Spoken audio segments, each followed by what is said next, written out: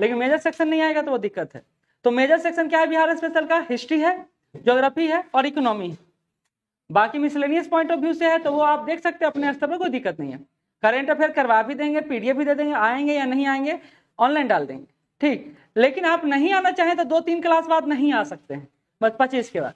हमारी तरफ से कोई रिस्ट्रिक्शन नहीं है, लेकिन आएंगे तो हम आएंगे या नहीं आएंगे, हम पढ़ाएंगे जरूर। हम पढ़ाएंगे तो 10 तारीख तक, हमारा कोई दिक्कत नहीं। मतलब ऑनलाइन के पॉइंट ऑफ व्यू से हम अपना ये शेड्यूल जारी रखेंगे। यहां से हो सकता है हम सब्जेक्ट चेंज कर दें, लेकिन हम अपना शेड्यूल जारी रखेंगे। हो सकता है एक मेजर सेक्शन ले आए मॉडर्न का, तो वो हो सकता है 7-8 घंटा का क्लास चले, वो भी हो सकता है। लेकिन हम तो अपनी तरफ से जारी रहेंगे ना, क्योंकि मेरा काम है पढ़ाना, आपका काम है पढ़ना। आपको हम 2 सेक्शन देते जा रहे हैं, आप यही सेक्शन को घर में तैयार कीजिएगा तो आपको 3-4-5 घंटा लगेगा, जो हम आपको करके देते जा रहे हैं। आपका काम क्या है? तो बहुत छोटा काम है, वो है रिवाइज करना। अगर आप रिवाइज भी नहीं करेंगे 2 सेक्शन तो कैसे काम चलेगा? ये भी मानिएगा ना। आप यही बैठ के घर में पढ़िए, आपको याद ही नहीं होगा, आपको मटेरियल आप टीके लगाते रह जाइएगा। यहां से कम एक सेक्शन मिलते जा रहा है ना, आप उसको रिवाइज करते चले जाइए।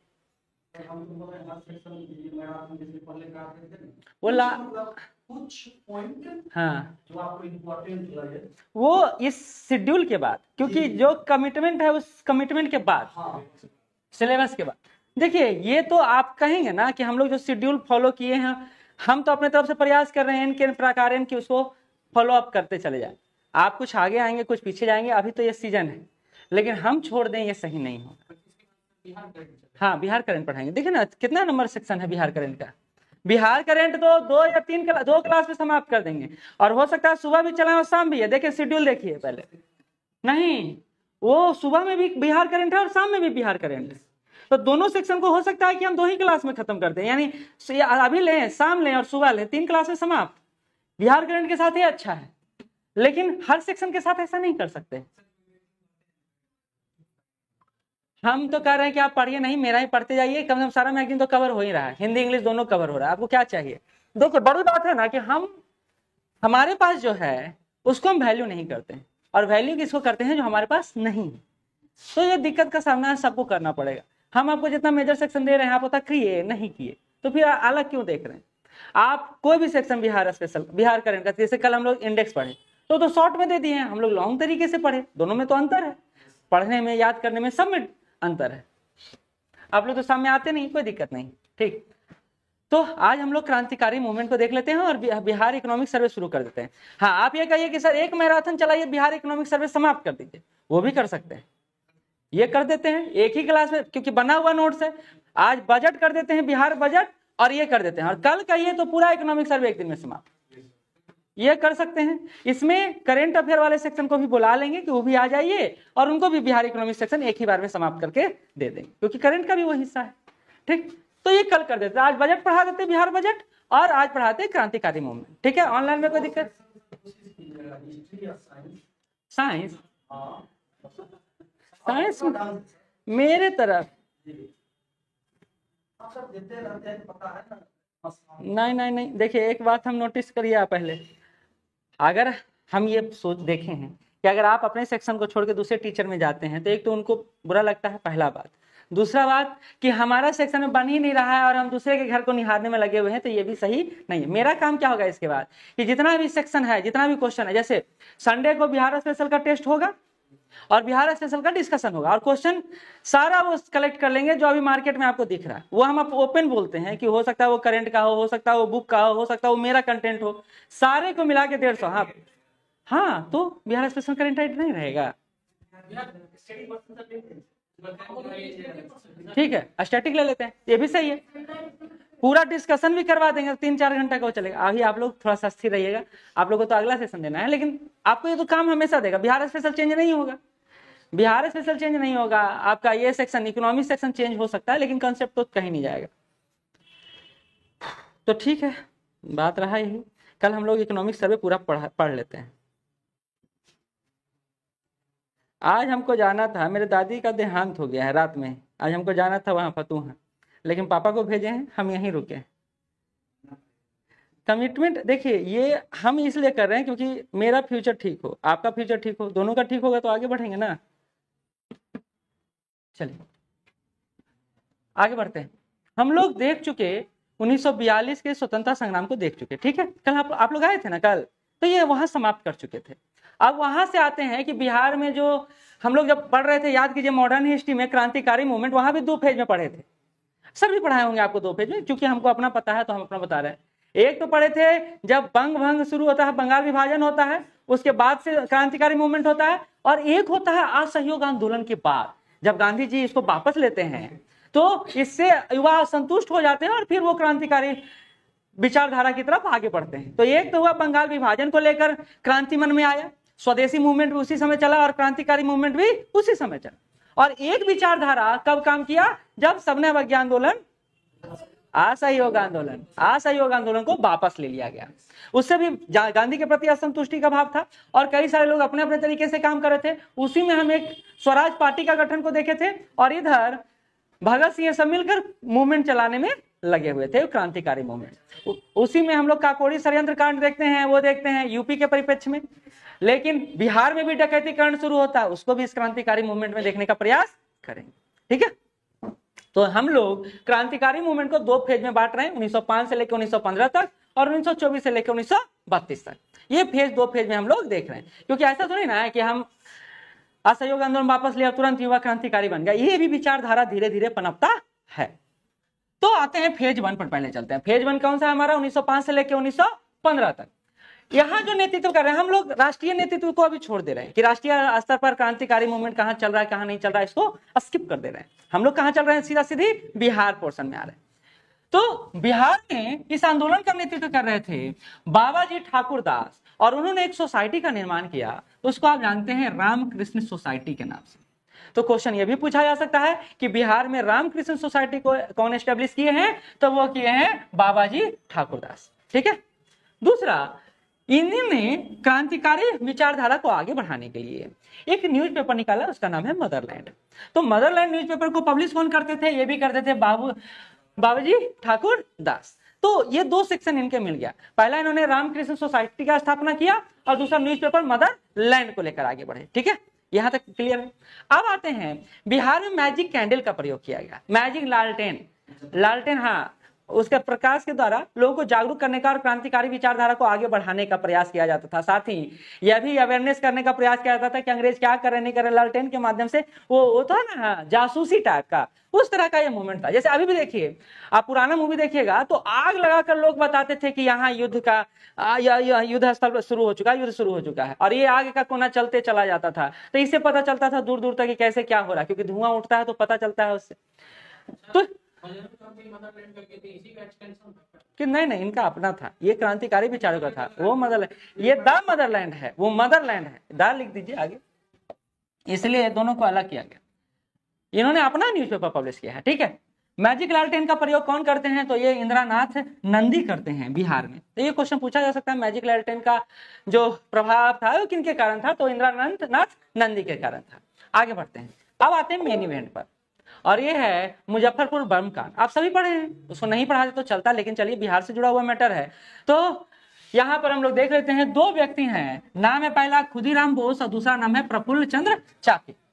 ये दोनों जिला मजिस्ट्रेट हैं, सॉरी जज हैं, नाम है इनका किंग्सफोर्ड। इनके गाड़ी पर बम फेंकते हैं, लेकिन वो गाड़ी जिस पर बम फेंका जाता है उस पर सवार रहते हैं वकील प्रिंगल केनेडी के पत्नी और बेटी, और दोनों का मृत्यु हो जाता है। प्रिंगल केनेडी के बारे में बताए थे आपको कि ये भारतीयों के समर्थक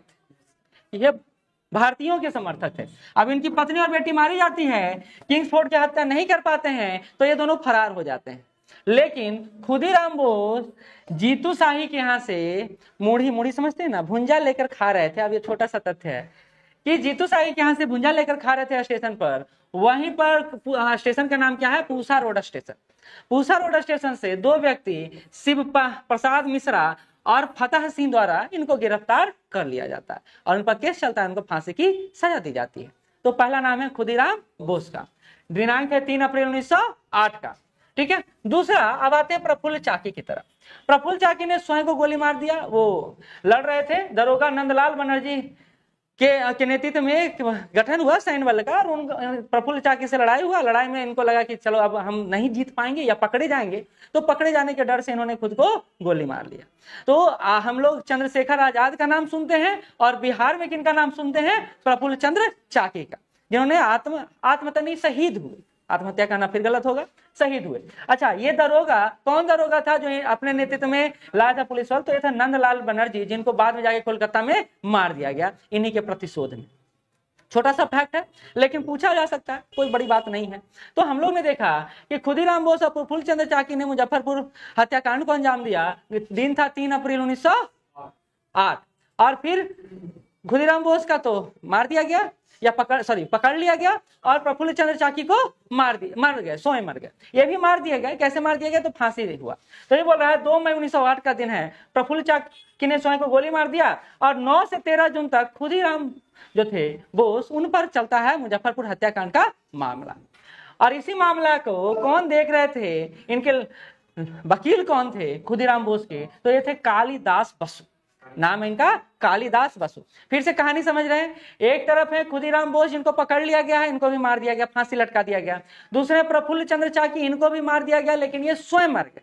ठीक, यानी आत्महत्या कह सकते हैं, क्योंकि ये पुलिस अंग्रेजों के पास नहीं पकड़ाना चाहते थे, तो इन्होंने अपने आप को गोली मार लिया।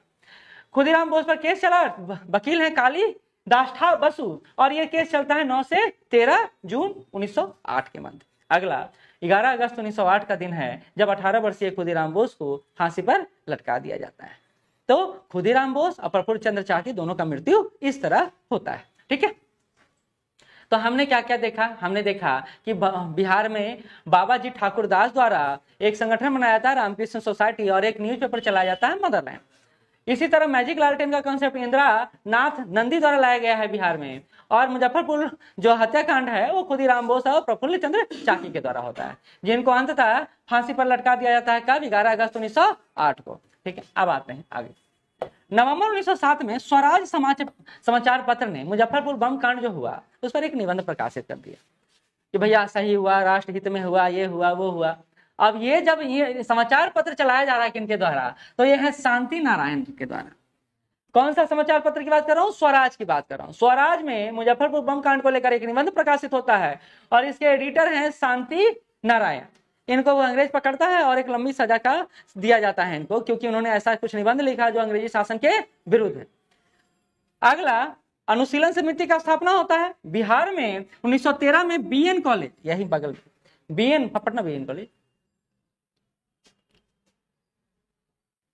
पटना बीएन कॉलेज में अनुशीलन समिति का स्थापना किया जाता है। कहाँ? बिहार में। और इसको कौन स्थापित करते हैं? सचिंद्रनाथ सान्याल। तो ये सारा सीक्वेंस है जो बिहार में क्रांतिकारी मूवमेंट को बता रहा है।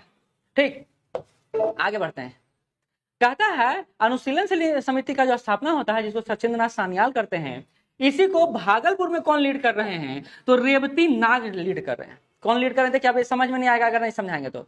रेवती नाग लीड कर रहे हैं। और इसी को बक्सर में लीड कर रहे हैं यदुनाथ सरकार। यदुनाथ सरकार। तो अनुशीलन समिति का स्थापना 1913 में होता है, करते हैं सचिंद्रनाथ सान्याल। लेकिन बिहार में भागलपुर में इसका नेतृत्व कर रहे हैं रेवती नाग, और बक्सर में नेतृत्व कर रहे हैं यदुनाथ सरकार। ठीक है, तो ऐसे आंदोलन बिहार में बढ़ता है, और इसके बाद ज्यादा चल नहीं पाता है, और फिर सारे नेताओं की गिरफ्तार या फांसी दे दिया जाता है। तो यह आंदोलन, क्रांतिकारी मूवमेंट यहाँ पर स्टॉप हो जाता है। एक और घटना घटता है जब बंगाल विभाजन को रद्द कर दिया जाता है। कहाँ?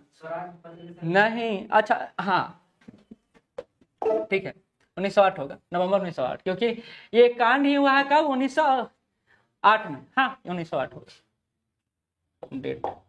अच्छा 1908 कर लीजिएगा, हम अभी करके दे देंगे, ऑनलाइन वाले कर लीजिएगा। ठीक, तो हमने अभी देखा कि 2 मई 3 अप्रैल 1908 को मुजफ्फरपुर बम कांड होता है। फिर 2 मई 1908 को प्रफुल्ल चाकी ने स्वयं को गोली मार लिया है। 9 से 13 जून को चलता है इनका केस, और 11 अगस्त 1908 को इनको फांसी पर लटका दिया जाता है। फिर नवंबर 1908 में स्वराज में इस मुजफ्फरपुर बम कांड को लेकर एक निबंध छापता है, और ये छापते हैं शांति नारायण द्वारा, इनको सजा का प्रावधान होता है। फिर बीएन कॉलेज में अनुशीलन समिति का स्थापना होता है सचिंद्रनाथ सान्याल द्वारा। इसी को भागलपुर में लीड करते हैं रेवती नाग, और बक्सर में लीड करते हैं यदुनाथ सरकार। अब आ गया एक फेज, ये समाप्त हो गया, बंगाल विभाजन भी रद्द हो जाता है, और बिहार से बंगाल प्रोविंस से बिहार और उड़ीसा को अलग कर दिया जाता है।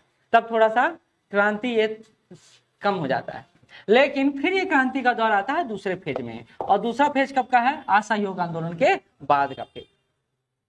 कहते हैं कि भागलपुर में 19 जनवरी 1927 की बात है जब सचिंद्र बख्शी ने भागलपुर में से गिरफ्तार कर दिया गया। क्यों गिरफ्तार कर दिया गया? क्योंकि भागलपुर मुख्य केंद्र बना हुआ है क्रांतिकारी मूवमेंट का। बिहार में अभी तक जब असहयोग आंदोलन के बाद शुरू होता है क्रांतिकारी मूवमेंट, तो आप देखते हैं पंजाब, दिल्ली ये सब में चलता रहता है।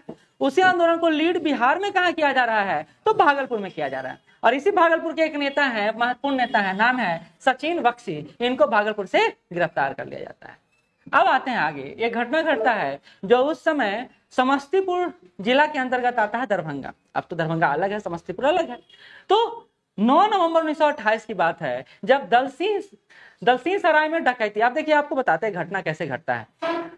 HRA द्वारा या डिसीजन लिया जाता है, फिर HSRA के द्वारा कि हम लोग अब अपना वित्तीय पोषण कैसे करेंगे। तो प्रारंभिक रूप से उन्होंने क्या किया? जमींदारों को टारगेट करना शुरू किया, बड़े बड़े किसानों को टारगेट करना शुरू किया। आप लोग हिस्ट्री में पढ़े होंगे बात। लेकिन इसके कारण उनका काफी आलोचना हुआ कि ये कैसे राष्ट्रभक्त हैं जो राज्य के ही लोगों को लूटने में लगे हुए। तो इसको लेकर HRA का मीटिंग हुआ और इस मीटिंग में डिसाइड किया गया कि हम भारतीयों को नहीं लूटेंगे बल्कि सरकार को लूटेंगे। अब सरकार को लूटेंगे तो इससे तो खुश होगा कि अंग्रेजी शासन के खिलाफ चल रहा है और इससे हमारा वित्तीय पोषण भी हो पाएगा, क्योंकि कोई भी संगठन बिना पैसे के आगे नहीं बढ़ता है। तो इन्होंने चोरी करना, डकैती करना शुरू किया और उसी में कई सारा डकैती आप प्रमुख रूप से जानते हैं। बिहार में भी ये घटना शुरू हो गया और ये दरभंगा के दलसिंह सराय में डकैती की पहली घटना घटती है और इसी को अंग्रेजों ने पहली राजनीतिक डकैती की संज्ञा दी है। राजनीतिक डकैती यानी अपने राजनीतिक हितों को पूरा करने के लिए, अपने हितों को पूरा करने के लिए डकैती की घटना को अंजाम दिया गया है। तो ये बात समझ में आया? जैसे हम बोलते हैं ना, ये आम डकैती होता तब जब कुछ ऐसे लोग ग्रुप द्वारा लूटा जाता जिनका कोई मोटिव नहीं, लेकिन इसको घटना को अंजाम दिया गया। क्यों? क्योंकि इससे क्रांतिकारी मूवमेंट को आगे बढ़ाना है, अपने राजनीतिक पहलू को साधना है। तो अंग्रेजी सरकार ने दलसिंह सराय डकैती को किस डकैती का नाम दिया? राजनीतिक डकैती, पॉलिटिकल रॉबरी। ठीक है, अब आते हैं ये डकैती घटना पूरे बिहार में फैल गया। 7 जून 1929 की बात है, चंपारण के मौलनिया में डकैती हुआ और इसमें टारगेट किया गया एक व्यक्ति को, नाम आप सभी जानते हैं, योगेंद्र शुक्ला। योगेंद्र शुक्ला कहाँ की डकैती की बात कर रहे हैं? चंपारण के मौलनिया की डकैती। योगेंद्र शुक्ला को टारगेट किया जाता है। 11 जून 1930 को इनको गिरफ्तार कर लिया जाता है और तिरहुत कॉन्स्पिरेंसी केस चलाया जाता है। बड़ा इंपॉर्टेंट है, तिरहुत में वो सब आता है, ये सब सारे जिले। तो तिरहुत कॉन्स्पिरेंसी केस चलाया जाता है, तिरहुत षड्यंत्र केस चलाया जाता है और इनको फिर सजा का प्रावधान किया जाता है। तो यह है योगेंद्र शुक्ला, जिनको गिरफ्तार करके तिरहुत कॉन्स्पिरेंसी केस चलाया जाता है। आपसे पूछा जा सकता है कि तिरहुत षड्यंत्र केस किन से संबंधित है? तो यह संबंधित है योगेंद्र शुक्ला से। क्यों हुआ था? तो डकैती के कारण यह मामला हुआ था। अब एक और व्यक्ति हैं, बड़ा चर्चित है उस समय, ज्ञान साहा। ज्ञान साहा क्यों चर्चित है? अपने विचारों के कारण। इनको अंग्रेजों ने एक संज्ञा दिया था, अतिवादी विचारधारा के क्रांतिकारी। अतिवादी मतलब कुछ को लेकर एकदम पहुंच जाते हैं ना, ऐसा होना ही चाहिए। तो एक्सट्रीमिस्ट आइडियोलॉजी, रिवोल्यूशनरी का संज्ञा दिया गया किनको? ज्ञान साहा जी को, क्योंकि इनका विचार इतना एक्सट्रीमिस्ट था कि एकदम एक ही बार में उखाड़ फेंकने की बात करते थे। तो बोला ये व्यक्ति तो बड़ा क्रांतिकारी है, क्रांतिकारी है, हमने बोला उसको अति क्रांतिकारी के रूप में उन्होंने डिनोट किया। तो ज्ञान साहा के बारे में फर्स्ट फैक्ट ये जाता है। दूसरा फैक्ट इनका जाता है कि भगत सिंह और बटुकेश्वर दत्त का चित्र और उनका जो इश्तेहार था, जो अपना आइडियोलॉजी लेकर चल रहे थे, उसको बिहार में बंटवाने का काम करते थे और इसको लेकर भी इनका खूब चर्चा हुआ, क्योंकि भगत सिंह और बटुकेश्वर दत्त उस समय मेन फेस थे पूरे भारत में, क्रांतिकारी मूवमेंट के सबसे बड़े नायक थे। तो ज्ञान साहा का नाम इन दोनों बातों के साथ जुड़ता है। पहला बात क्या है? अतिवादी विचारधारा के जनक, और दूसरा है भगत सिंह और बटुकेश्वर दत्त के चित्र और इश्तेहार को प्रसारित करना। नाम है इनका ज्ञान साहा। ठीक है, आगे बढ़ते हैं। 12 दिसंबर 1929 की बात है, बिहार नौजवान सभा सम्मेलन का आयोजन होना था और प्रेसिडेंट बनाया गया था सुभाष चंद्र बोस को। लेकिन सुभाष चंद्र बोस उस समय किसी कारण से नहीं आ पाए, तो उनकी जगह पर यह प्रेसिडेंट कौन बने? प्रजापति मिश्र बने। तो ये नाम क्यों दिया गया है? ताकि ये पता रहे आपको कि सुभाष चंद्र बोस बिहार नौजवान सम्मेलन जो मुंगेर में हुआ था उसकी अध्यक्षता करने वाले थे कब? 12 दिसंबर 1929 को। लेकिन वो आए नहीं, तो प्रजापति मिश्र को प्रेसिडेंट यानी अध्यक्ष बनाया गया। ये बिहार नौजवान सम्मेलन है, ये क्या काम कर रहा है? तो ये आपको पता है, क्रांतिकारी मूवमेंट में बुढ़ाऊ लोगों का, सॉरी, बुजुर्ग लोगों का कोई काम नहीं था, बुढ़ाऊ बोलते हैं बुजुर्ग को ही हम लोग, तो बुजुर्ग लोगों का कोई काम नहीं था, क्योंकि इसमें यंगस्टर का ज्यादा योगदान था। आपने देखा भी होगा कि हम लोग जब मूवमेंट चलाते हैं, सचिवालय कांड होता है, तो उसमें भी यंगस्टर है। 1942 के आंदोलन में ज्यादातर यंगस्टर हिस्सा ले रहे हैं। तो यहाँ भी आप देखिए, नौजवान सभा के द्वारा बिहार में इस क्रांतिकारी मूवमेंट को और ज्यादा आगे बढ़ाने जाने की बात सोची जा रही थी, और इसको लीड कर रहे थे सुभाष चंद्र बोस। और एक ऐसे नेता हैं, तो ये समाजवादी नेता हैं। कांग्रेस में दो प्रमुख समाजवादी नेता, एक तो सुभाष चंद्र बोस और एक जवाहरलाल नेहरू। बहुत अच्छा, अगला आते हैं HSRA। HRA को बदला गया HSRA में, आप हिस्ट्री में पढ़ चुके होंगे। हिंदुस्तान सोशलिस्ट रिपब्लिकन आर्मी, जिसके संस्थापक सदस्यों में भगत सिंह भी थे, चंद्रशेखर आजाद भी थे, वो आप पढ़े होंगे। अब इसको हम बिहार में देखते हैं। एसोसिएशन, एक बार रिपब्लिक एसोसिएशन, हम देखिए एक जगह आर्मी भी दिया हुआ था, हम एसोसिएशन काट के आर्मी लिखे। खैर, तो हिंदुस्तान सोशलिस्ट रिपब्लिक एसोसिएशन का एस्टेब्लिशमेंट हुआ, कहाँ हुआ? दिल्ली में। कौन से स्टेडियम में? फिरोज शाह कोटला में। फिर वहां छोड़ते हैं, वहां तो आप पढ़े होंगे। इसको छपरा में और पटना में लीड किया गया, क्योंकि आपको बताएं कोई भी आंदोलन का शुरुआत बिहार में कहां से होता है? पटना से होता है। एपी सेंटर कहां है? पटना है। तो पटना में इसको लीड कौन कर रहे थे, सॉरी छपरा में लीड कौन कर रहे थे? तो रामदेनी सिंह लीड कर रहे थे। और रामदेनी सिंह ने एक घटना को अंजाम दिया, जिसके कारण उनको फांसी की सजा दी गई। और वो घटना था सरकारी परिसंपत्ति को नुकसान पहुंचाना या उसको चुराने का प्रयास करना। और वो था डाक का थैला। आप पहले देखते हैं कि बॉन्ड पेपर, डाक पत्र खरीदते थे, तो वो डाक भी एक बड़ा माध्यम था संपत्ति का। तो डाक का थैला लूटने का उन्होंने प्रयास किया, पकड़े गए, उनको फांसी की सजा दे दी गई। नाम है रामदेनी सिंह। ठीक है। इधर बरेंद्र कुमार घोष का नाम आता है सामने। इन्होंने गोल्डन लीग की स्थापना की है बिहार में। तो पूछा जा सकता है गोल्डन लीग की स्थापना किसने किया है? तो बरेंद्र कुमार घोष ने किया है। और क्रांति का लहर 28 जून 1931 को पटना बम कांड के साथ समाप्त होता है बिहार में। और इसको लीड कर रहे हैं पटना बम कांड को हजारी लाल और सूर्यनाथ चौबे, जिनको सूर्य प्रकाश के नाम से भी जाना जाता है। तो सूर्यनाथ चौबे और हजारी लाल, ये दोनों लीड कर रहे हैं पटना बम कांड को। ठीक, तो ये क्रांतिकारी मूवमेंट मुख्यतः बिहार से जुड़ा हुआ है। जिसमें हमने क्या देखा, तो शुरू से चलते हैं। हमने बाबा जी ठाकुरदास को देखा, फिर हमने मैजिक लालटेन की बात किया, फिर हमने खुदीराम बोस और प्रफुल्ल चाकी के मुजफ्फरपुर बम कांड की बात किया, फिर हमने देखा खुदीराम बोस को गिरफ्तार करके फांसी दे दिया जाता है, और फिर हमने देखा कि प्रफुल्ल चंद्र चाकी को क्या होता है, स्वयं गोली मार लेते हैं। ठीक है। फिर हमने देखा कि इनका केस कौन लड़ रहे हैं, खुदीराम बोस का कालिदास बसु लड़ रहे हैं।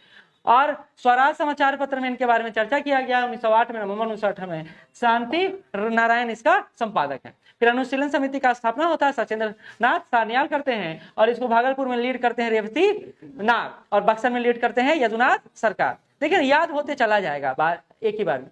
सेकेंड फेज असहयोग आंदोलन के बाद शुरू होता है, 1924 के आसपास से शुरू होता है। भागलपुर में 19 जनवरी 1927 को सचिंद्र बख्शी को भागलपुर से गिरफ्तार कर लिया जाता है। फिर 9 नवंबर 1928 को दरभंगा में दल सिंह राय में चोरी डकैती की घटना होती है। इसी डकैती की घटना को पहला राजनीतिक डकैती माना जाता है। कहाँ है?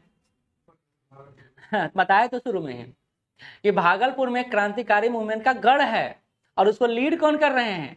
सचिन बख्शी। शुरू में बताया ना आपको कि राष्ट्रीय स्तर पर नहीं, बिहार स्तर पर केंद्र बिंदु शुरू में बना हुआ है भागलपुर। पटना नहीं बना हुआ है, भागलपुर बना हुआ है, उसी को लीड कर रहे हैं। पॉलिटिकल रॉबरी की संज्ञा दिया जाता है किस घटना को? दल सिंह सराय की घटना को।